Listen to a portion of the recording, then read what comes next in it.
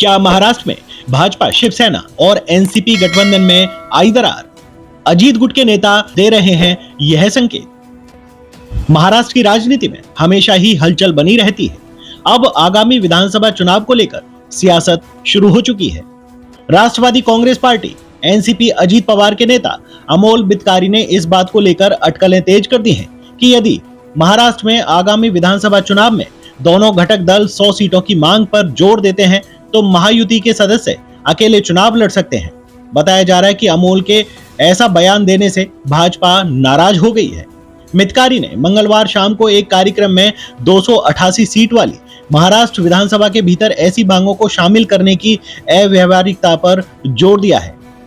बता दें कि महायुति गठबंधन में भारतीय जनता पार्टी, मुख्यमंत्री एकनाथ शिंदे के नेतृत्व वाली शिवसेना और उप मुख्यमंत्री अजीत पवार के नेतृत्व वाली एनसीपी शामिल है।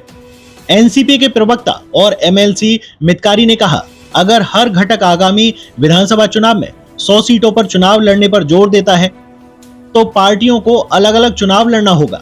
288 विधानसभा सीटों में से सिर्फ 55 सीटों की पेशकश की जाएगी तो पार्टी को यह मंजूर नहीं होगा। विधान परिषद में भाजपा विधायक दल के नेता प्रवीण दरेकर ने इस बात पर पलटवार करते हुए कहा, मितकारी पर उनकी पार्टी के वरिष्ठ नेताओं को लगाम लगानी चाहिए। पार्टी प्रमुख या प्रदेश अध्यक्ष को यह स्पष्ट करना चाहिए कि मितकारी को इस तरह की टिप्पणी करने का अधिकार है या नहीं। सीट बंटवारे पर शीर्ष नेताओं के बीच चर्चा होगी। मितकारी ने हाल ही में एनसीपी प्रमुख अजीत पवार का बचाव करते हुए भाजपा नेताओं की आलोचना की थी। पुणे पोर्श कार दुर्घटना के बाद मितकारी ने आरोप लगाया था कि इसी तरह की घटनाएं उस समय भी हुई थी जब भाजपा नेता और राज्य के उच्च एवं तकनीकी शिक्षा मंत्री चंद्रकांत पाटिल पुणे जिले के संरक्षक मंत्री थे।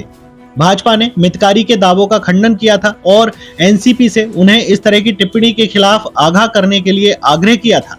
मितकारी ने हाल ही में दलित नेता प्रकाश आंबेडकर के नेतृत्व वाले वंचित बहुजन अघाड़ी के साथ महाराष्ट्र विधानसभा चुनावों के लिए गठबंधन की वकालत की थी, जिसमें कहा गया था कि यह उनका व्यक्तिगत विचार था। ब्यूरो रिपोर्ट, आकाश ढाके, खबर 24 एक्सप्रेस।